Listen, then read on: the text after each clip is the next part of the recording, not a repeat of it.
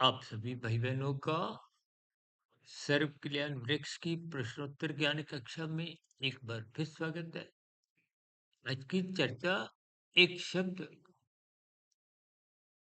जिज्ञासु पर करने जा रहे हैं। हमने किसी वीडियो में देखी 4 भक्तों की स्थितियों पर कुछ चर्चा रखी थी।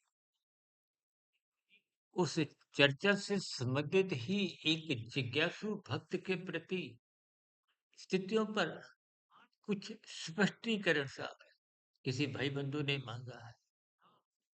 देखिए, आपके हमारे जीवन में परमात्मा के प्रति कहीं न कहीं कुछ न कुछ, कभी न कभी, किसी न किसी परिस्थितियों में झुकाव होता ही है। चाहे कोई बड़े से बड़ा नास्तिक भी हो। क्योंकि शास्त्रों में 4 भक्तों की स्थितियाँ समझाई गई। अर्थ भक्त, अर्थार्थी भक्त, जिज्ञासु और प्रेमी। प्रेमी को ही कहीं-कहीं देखिए ज्ञानी भक्त भी कहा गया है। इन सभी स्थितियों को प्रकृति के 3 गुणों से जोड़ते हुए ही हमने उस चर्चा में कुछ बातें समझाई थी, रखी थी। देखिए, हमारी सभी चर्चाएँ प्रकृति के 3 गुण तमोगुण, रजोगुण, सत्वगुण पर आधारित होती है। तमोगुण से अच्छा गुण रजोगुण है, रजोगुण से अच्छा गुण सत्वगुण है और सत्वगुण से भी अच्छी स्थिति क्या है? आत्मा की। परमात्मा विशुद्ध सत्वगुणी सत्ता है। इन स्थितियों को अक्सर हम ज्ञानपूर्वक, तर्कपूर्वक समझाने का एक विशेष प्रयास करते रहते हैं। अर्थभक्ति का भी प्रयत्न देखिए, जब-जब दुःख आते हैं, ये जो आप और हम पूजा पाठ करते हुए कुछ आरती गाते हैं ना, ये इंद्रियों के स्तर पर है। इंद्रियों का अभिप्राय स्थूल शरीर से संबंध है। स्थूल शरीर का अभिप्राय तामसी स्थितियों से है। क्योंकि मेरा आपका सबका शरीर तामसी है। ये पृथ्वी, जल, अग्नि, वायु, आकाश का बना है। इसका कारण क्या है? आपके हमारे 5 भोग्य विषय। देखिए, स्थितियों को तर्कपूर्वक, ज्ञानपूर्वक समझिए। अन्यथा कभी-कभी शब्दों का भटकाव ही आपके हमारी एक आध्यात्मिक यात्रा में रुकावट पैदा कर देता है।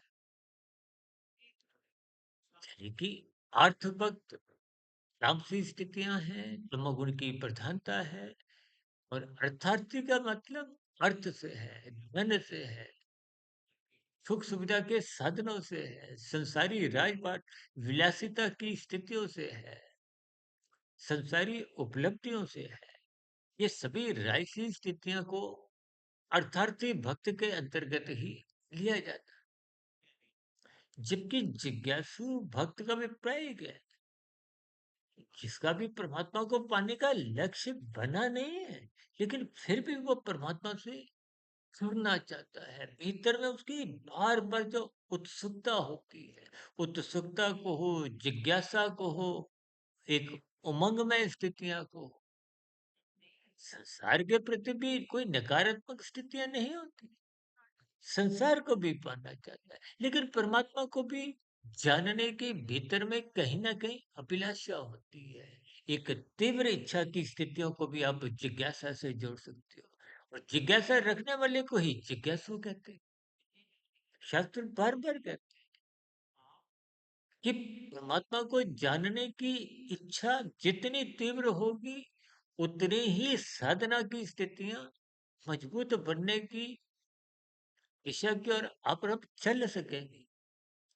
यदि ऊपरी-ऊपरी स्तर पर ही आप और हम परमात्मा से जुड़ने की एक विशेष स्थितियाँ फिर देखिए, आप और हम देखते हैं कि कर्म कांड करते हुए आप और हम परमात्मा के मार्ग पर चलते तो हैं, इंद्रियों के स्तर पर। आजकल तो देखिए कर्मों की क्या स्थितियाँ हैं। कुछ रोज पहले हमने एक वीडियो प्रसारित किया था कि वर्तमान समय में कर्मों की, त्योहारों की स्थितियाँ मैन्युफैक्चर्ड बाय तो हमने देखिए शतकों में लिखा है। ये शास्त्र सम्मत स्थितियाँ हैं। शास्त्रों में विभिन्न प्रकार की शक्तियाँ समझाएँगे। लेकिन इन सभी स्थितियों को जब तक आप तर्कपूर्वक नहीं समझते, तो आपके हमारे जीवन में वो जिज्ञासा बन नहीं पाती। जिज्ञासा का अभिप्राय क्या है? कि संसार से आपका कुछ-कुछ, हल्का-हल्का वैराग्य जगने लगा है। तो परमात्मा से जुड़ने की आपके भीतर एक अभिलाषा है। उस अभिलाषा को ही जिज्ञासा कहा जाता है और जिज्ञासा रखने वाले को जिज्ञासु कहा जाता है। शास्त्र बार-बार कहते हैं, श्रद्धापूर्वक सत्संग करो और श्रद्धापूर्वक सत्संग जिज्ञासु भाई-बहनों का ही होता है। जो सत्संग करते हुए दिखाई देते हैं संसारी राजसी विषय, उनका सत्संग बेमन से होता है। देखिए ये बेमन की स्थितियों को अन्यथा में ना लेते हुए, क्योंकि शास्त्र भी बेमन से किए गए सत्संग की कोई निंदा नहीं करते। बच्चा आरंभिक स्तर पर अक्सर हम बेमन से सत्संग को या कर्म कांड की स्थितियां जो लोभ भयवश होती हैं, इनको हम नर्सरी कक्षा से बच्चे रोते धोते जाते हैं ना प्ले स्कूल में, आरंभिक कक्षा में, उनको भौतिक शिक्षा का महत्व अभी मालूम नहीं। लेकिन धीरे धीरे जब वो आगे आगे बढ़ते हैं, निरंतर स्कूल जाते हैं, तो उनकी वो रोना धोना बंद हो जाता है। इसी तरह जो मनुष्य बेमन से भी सत्संग करता है, उसकी भी प्रशंसा है। धीरे धीरे मन सत्संग में लगने लगता है। लगते लगते उसमें एक जिज्ञासा, आत्मा से जुड़ने की, जानने की, ये विभिन्न प्रकार की स्थिति। देखिए जब आप कोई प्रश्न भी रखते हो, वो भी एक जिज्ञासा वश होने पर। कभी कभी कोई भाई बंधु देखिए प्रश्न केवल प्रश्न पूछने तक ही सीमित रखते हैं। हमारे पास ऐसे कई बार कुछ फोन आते हैं, हम किसी प्रश्न का उत्तर दे रहे होते हैं, तो उसी समय वो दूसरा प्रश्न रख देते हैं। तो ऐसी स्थितियों में उनको उत्तर जानने की इच्छा नहीं होती। ऐसे जिज्ञासु भक्त, यानी कि वो एक जिज्ञासु भक्त नहीं होते। वो केवल संसार की कहो या जो भी कुछ अन्य स्थितियों में आप बात समझिए।